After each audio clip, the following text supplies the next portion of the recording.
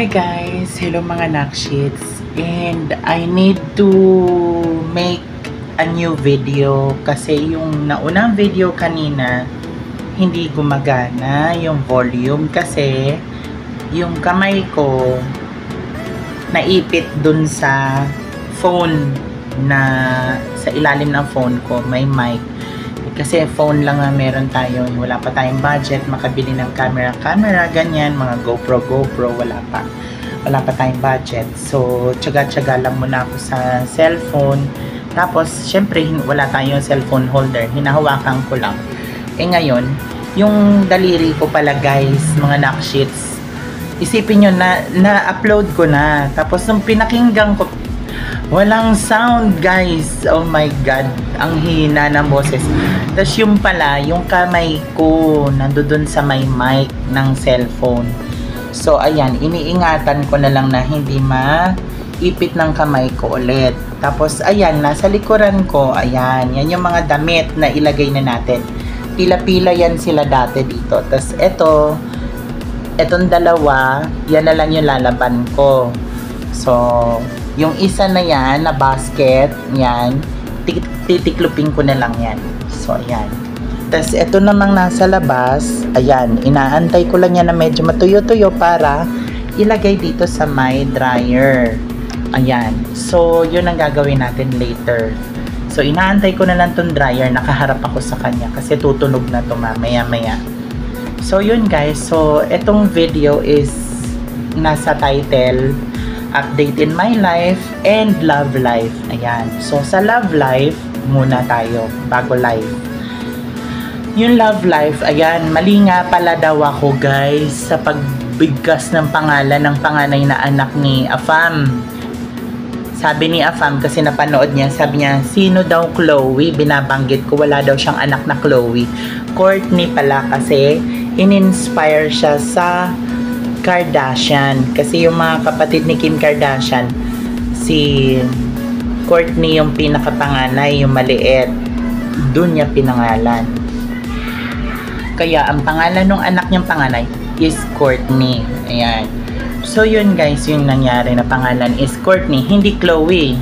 So yun. So I stand corrected. So yun.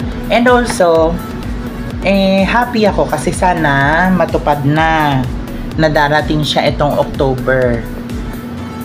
Kasi malapit na, October na. Sana naman. Pinagdadasal ko kasi guys, hindi na ako bumabata. And ang iniinom ko na gamot para sa high blood.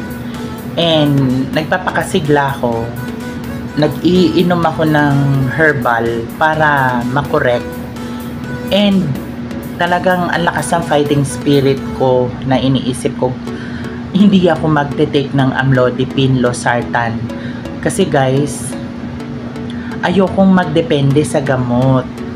Kasi ayoko talaga. Kasi nakita ko yung lola ko nanay ng nanay ko, yung lola ko sa probinsya. Nakita ko kung paano siya namatay nung lumobo yung kanyang liver. Ayun. So, wait lang guys ha. Wait lang. Yun. So, may nag-claim ng kanyang kumot na wala na yun nandoon sa gitna. Asa na ba? Paano ba iurong yung daliri? Ayun. Naurong ko rin yung daliri. Ayan. Andiyan dyan kanina yung kanyang kumot. Ngayon, nag-claim na siya. Ayun. Kaya, ang tagal natin nawala. Ito naman yung susunod na babalutin. Nakatiklop na to. May inaantay na lang tayo na nandito sa likuran ko dyan. Yan. So yun guys, yung sabi niya, hindi daw pala Chloe. Courtney pala yung pangalan ng kanyang panganay na anak. Ngayon, naging masaya ako kasi at least nagkausap kami ulit ni Afam. Ayan, na-miss ko siya, na-miss din niya ako. Dami lang daw niyang ginawa, dami niyang pipirmahan na papel para payagan siya na makabakasyon. Kasi kahit retired na siya, may mga pipirmahan pa rin siya na mga, ewan ko, mga papel-papel, ganyan. Ganun siguro talaga, hindi ko lang din alam kasi.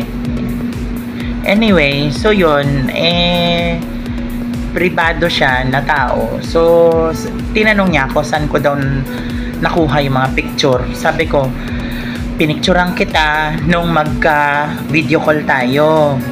Pero sinabi ko yun sa'yo na pipicturean kita at saka i-upload ko, isasama ko sa story natin.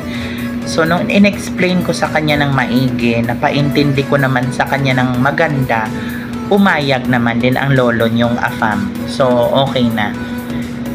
Basta, ang ayaw lang niya is mabivideohan daw siya. Ganun talaga sila, guys. Yung mga foreigners, mapaibang lahi, ayaw nila na nahahagip sila sa camera. Conforme na lang kung malakas ang loob ng mga foreigners. May foreigners kasi na ayaw nilang maanuhan ng video dahil pribado nga sila na tao. Pero pinagbigyan niya ako kasi syempre hindi naman siya makatanggi dahil mahal nga niya ako. Haba ng hair. And ayun, so ako natuwa na rin in a way kasi at least mapapakilala ko sa inyo mga subscriber ko, mga anak-anakan ko, di ba? Mga nakshits and junakis ko, yan. So anyway, so much of that, sobrang humahaba na. Punta tayo sa life update. Yan, life update. Okay naman ang kalusugan ko, ayoko lang talaga mag-inom ng mga gamot, ganyan. And shout out doon sa aking friend, dalawa sila, si Inday Chururut at si Inday Fretzy Zunino. Si Ate Inday Chururut, ano siya, nakilala ko siya doon sa live ni Inday Fretzy Zunino. Si Inday Fretzy Zunino is my transgender sister din sa LGBT flag community. Ayan, parehas kaming merong asawang foreigner sa Amerika. Tapos si Inday Chururut, kaibigan siya ni Inday Fretzy Zunino and vlogger din yon sa Finland. Napapanood ko yon si Inday Chururut. Nakakatawa talaga siya pag nagba-vlog. Comedy yung kanyang vlog. Hindi ka talaga malulungkot. Talagang maaaliw ka sa kanya. Maganda rin yung kanyang vlog. Yun talaga yung ano, may aliw factor. Kumbaga siya yung Rufa May Quinto ng siya yung Rufa May Quinto ng Finland, si Inday Chururut.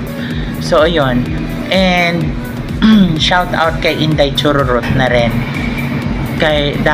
Kung hindi dahil kay Inday Fretzy Zunino sa aking trans sister, hindi ko makikilala si Ate Inday Chururut.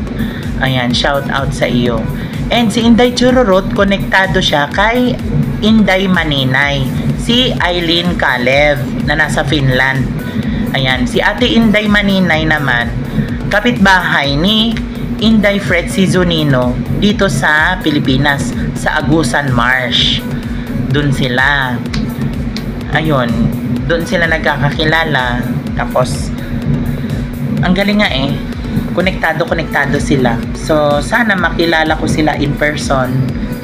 Ayun, eto tayo, ayan. Manager, tagalaba, tagabantay, lahat-lahat na. Ayan, lahat na. All in one, ako yan. Kahit mahirap. Ayan, may bago na naman dating, lalaban natin. Eto, ayan.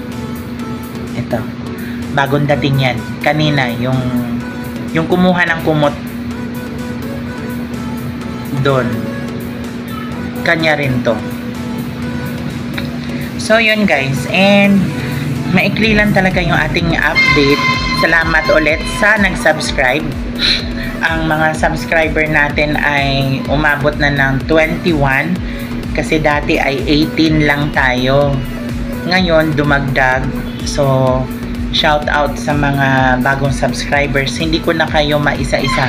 Titingnan ko pa yung aking Google na email, yung Gmail ko.